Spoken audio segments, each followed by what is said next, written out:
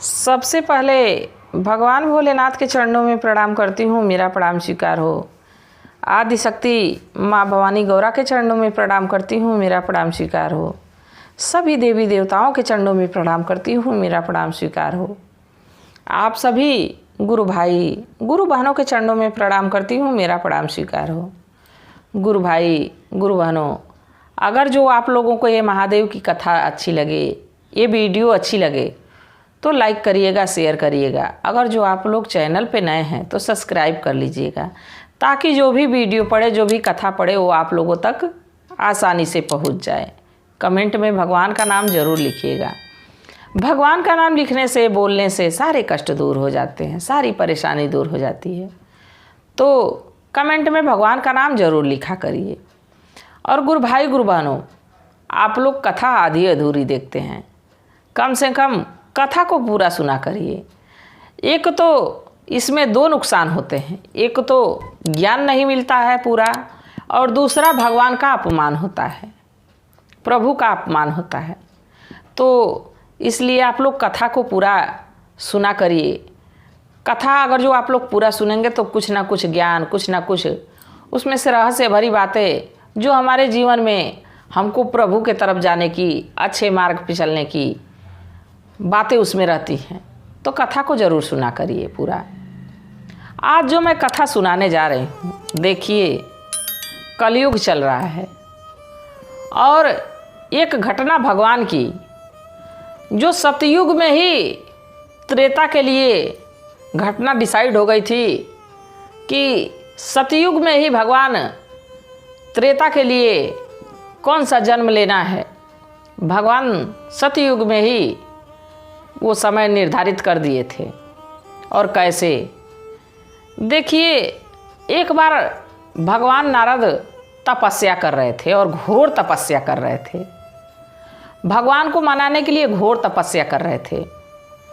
अब ये बात जब इंद्र भगवान को पता चली तो इंद्र भगवान कामदेव से कहे कि ऐसा है, जाइए और जाके नारद का ध्यान भंग कर दीजिए, नहीं तो वो अगर जो तपस्या अपनी पूरी कर लेता है, अपना अनुष्ठान पूरा कर लेता है, तो भगवान से पता नहीं क्या मांग ले। ये इंद्र की हमेशा अगर जो कोई भी तपस्या करने बैठ जाता था तो इंद्र को पहले डर लगने शुरू हो जाती थी कि कहीं हमारा इंद्रलोक न छिन जाए। इंद्र को हमेशा यही लगा रहता था कहीं हमसे हमारा सिंहासन न छिन जाए। अब इंद्र भगवान कामदेव को भेजे। कामदेव अब गए और पूरा प्रयत्न कर लिए, बाकी उनका ध्यान भंग नहीं हो रहा था। नारद जी का ध्यान भंग नहीं हो रहा था। नारद जी को ये एहसास था कि कोई हमारा ध्यान भंग करना चाहता है, पर उनका ध्यान भंग नहीं हुआ। अब उनकी तपस्या पूरी हुई।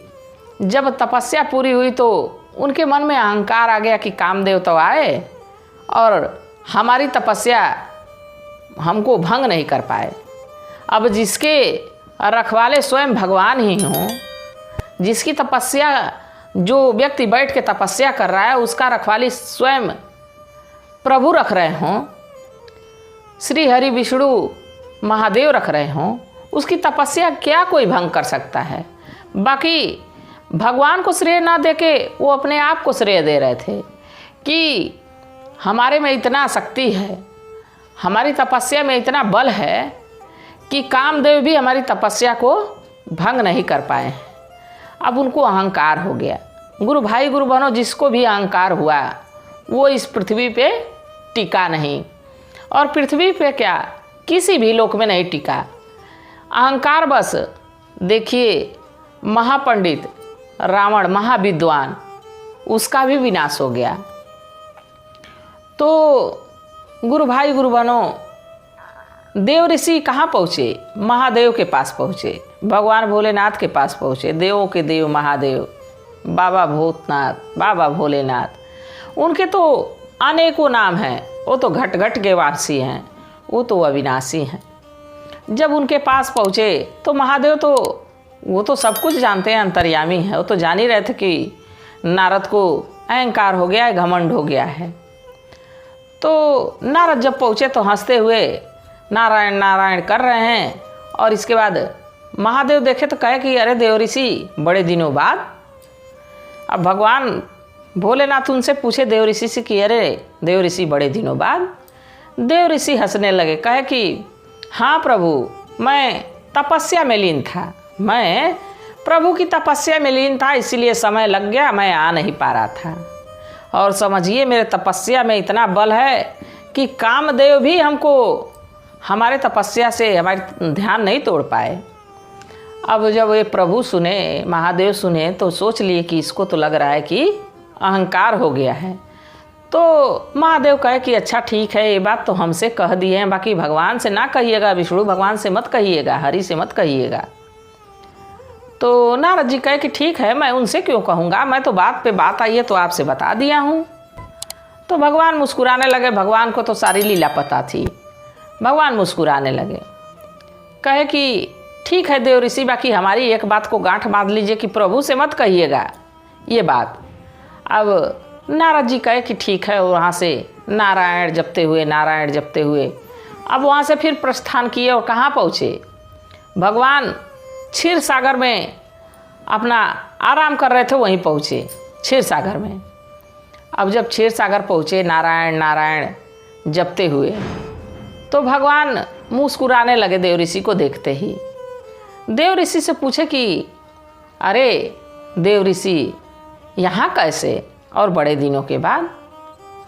तो अब उनको तो अपने ऊपर अहंकार हो गया था, और भगवान भोलेनाथ बताए कि इस बात को भगवान से मत कहिएगा।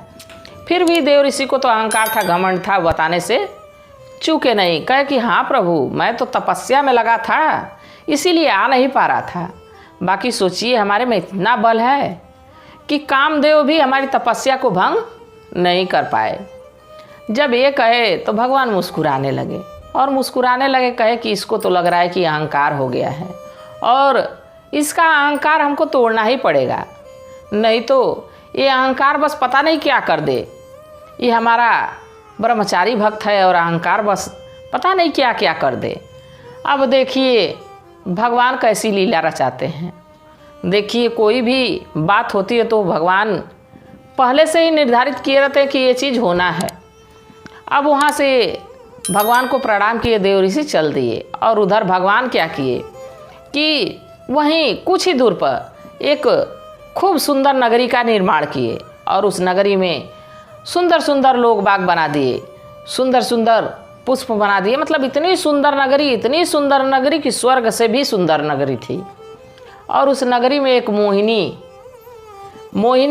भगवान विष्णु एक मोहिनी अवतार बना दिए, एक मोहिनी रूप में कन्या बना दिए।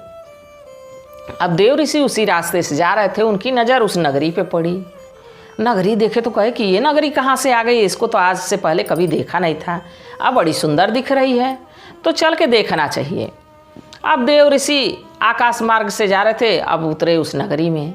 नगरी में गए तो बड़ी भीड़ भाड़ चल रही थी। लोगों से कहना सुने कि एक राजकुमारी है मोहिनी, उसी का स्वयंवर है, और स्वयंवर के लिए बड़े दूर दूर से लोग आए हैं, बड़े विद्वान राजा आए हैं, बहुत बलशाली राजा आए हैं।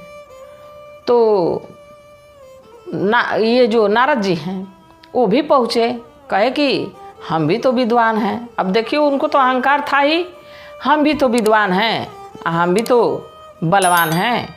अब जाके उस स्वयंवर में एक कुर्सी लेके बैठ गए। तो वहाँ पे उस कन्या का शर्त बताया गया। वो लड़की अपनी शर्त ये बताई कि जो सबसे बलशाली होगा, तीनों लोकों का मालिक होगा, और भगवान की तरह उसका मुखमंडल होगा, मैं उसी से विवाह करूँगी। अब जब ये बात नारद जी सुने तो नारद जी तुरंत वहाँ से उठे, तरकीब लगाने लगे। सोचे कि तो हम तो बलशाली हैं, तीनों लोकों में हम भ्रमण भी करते रहते हैं, तो तीनों लोकों के मालिक भी हुए, और प्रभु जैसा मुखमंडल तो मेरा है नहीं, पर प्रभु जी से मैं उधार मांग लेता हूँ। देखिए कहीं सब कुछ मिलता है, पैसा उधार मिलता है, रुपया उधार मिलता है, कपड़े लत्ते भी उधार मिल जाते हैं, अनाज पानी भी उधार मिल जाता है, पर किसी का चेहरा मिलेगा? पर नारायण अहंकार बस अब कहाँ पहुँचे। थोड़ी दूर जाके और नारायण नाम का जाप करने लगे। श्रीमन नारायण नारायण आप अपना जपने लगे और प्रभु को बुलाने लगे। अब प्रभु को जब बुलाने लगे तो प्रभु तुरंत वहाँ आए और कहे कि अरे नारद जी, अभी तो आप हमसे मिल के गए, फिर हमको पुकारने लगे हैं क्यों? तो कहे कि प्रभु एक समस्या है, एक परेशानी है। तो भगवान मुस्कुराने लगे। भगवान तो जान ही रहे थे, उन्हीं की लीला रचाई गई थी। तो भगवान कहे कि हाँ बोलिए देव ऋषि।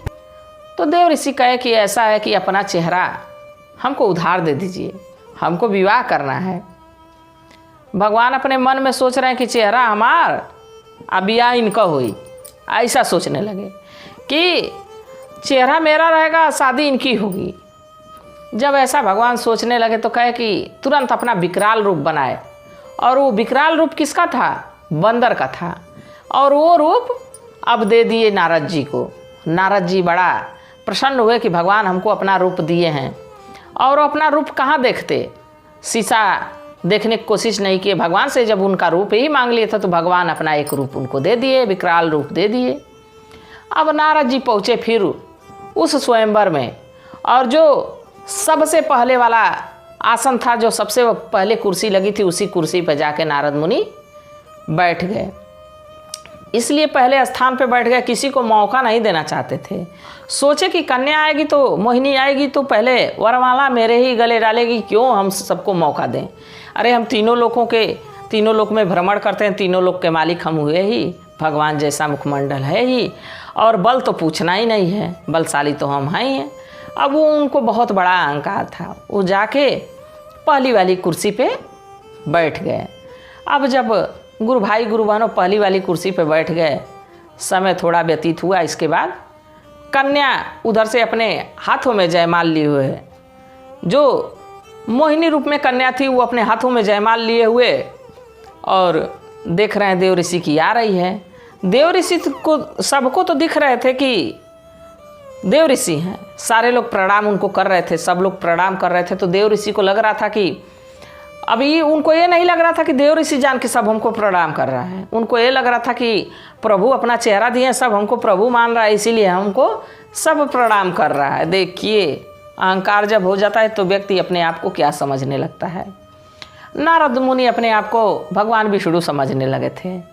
अब मोहिनी जब जयमाल लेके आई तो उस पंक्ति में गए ही नहीं जिस पंक्ति में बैठे हुए थे नारद मुनि, वो दूसरी तरफ गई और एक सुंदर सुशील राजकुमार उसी में बैठा हुआ था, उसी के गले में जयमाला डाल दी, उसके गले में जयमाला डाल दी। अब इस बात को जब देखे नारद जी तो अपना विकराल रूप बना लिए, एकदम गुस्से में आग बबूला, एकदम गुस्से में आग बबूला, और वहाँ से अब चल दिए, वहाँ से आग बबूला होके चल दिए कि हम भगवान से चेहरा तक उधार मांग लिए और सबसे बलशाली हैं, तीनों लोगों के मालिक हैं और एक राजकुमार को, ये तो जो बात कही थी उस पर नहीं मोहिनी उतरी, और मैं भगवान की तरह, भगवान सा चेहरा मेरा है और मैं तीनों लोगों का मालिक हूँ, बलशाली हूँ, और हमारे गले में ना जयमाल डाल के और गुस्सा के यही सोच के अपना अब आकाश मार्ग से जा रहे थे।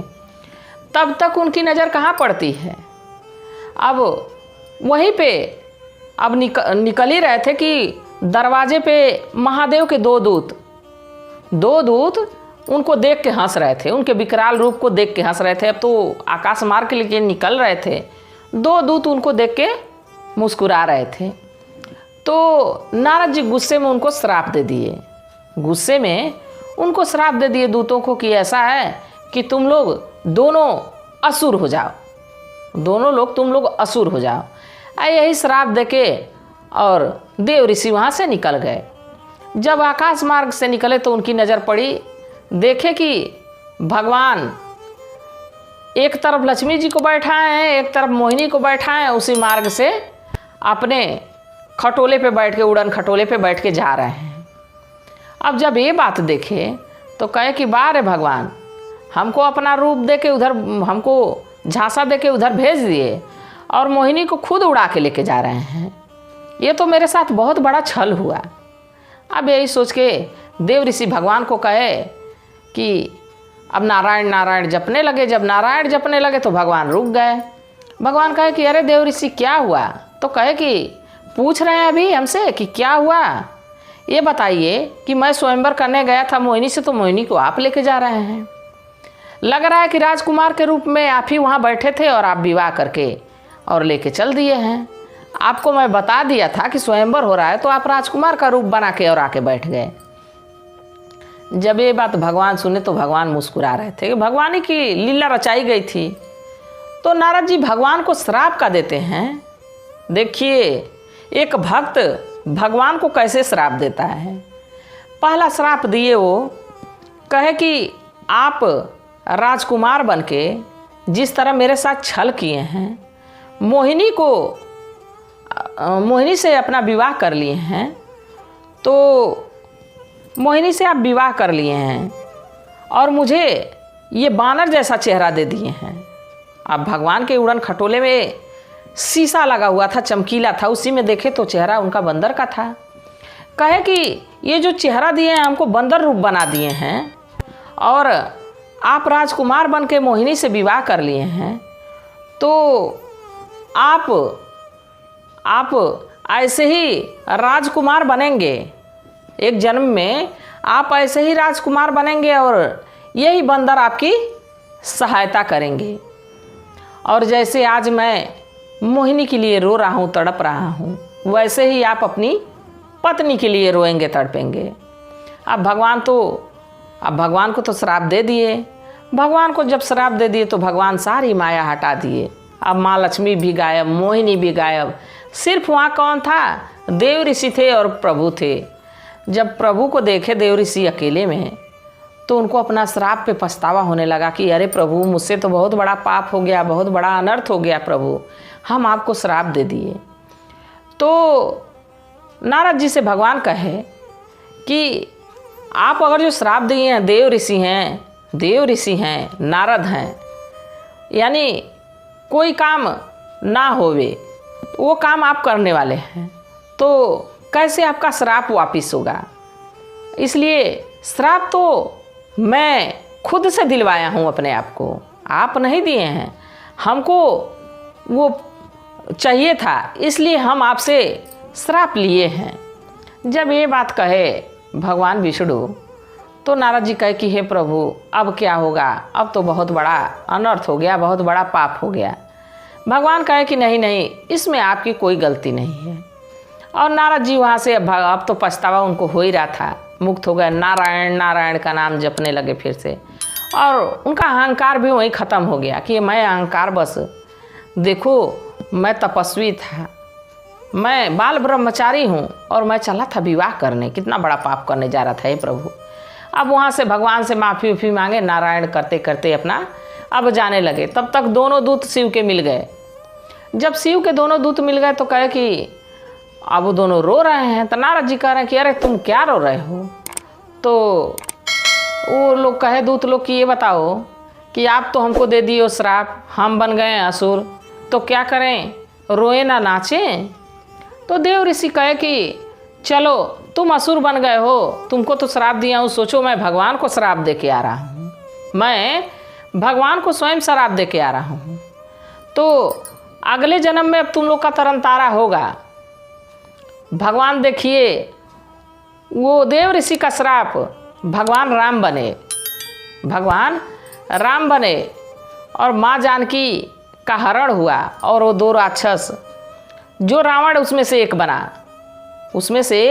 एक रावण बना और एक तो भगवान की जानकी माता को जब रावण हर के लेके गया, तभी भगवान के हाथों उन शिव दूतों की मुक्ति हुई। तो गुरु भाई गुरु बहनों, भगवान का तो पहले से निर्धारित रहता है कि क्या होने वाला है। वैसे ही हम लोगों का जीवन है, हम लोग के जीवन में जो भी हम लोग का कर्म है वो हम लोग कर चुके हैं, वही अब भोग रहे हैं, और जो अब करेंगे वो आने वाले समय में भोगेंगे। तो अच्छा कर्म करना चाहिए, अच्छा जीवन जीना चाहिए, किसी की बुराई ना करें, किसी की निंदा ना करें, अपने आप पे अहंकार ना करें कि हमको इतना धन दौलत है, हमारे पास किस चीज़ की कमी है, इसका अहंकार कभी नहीं करना चाहिए।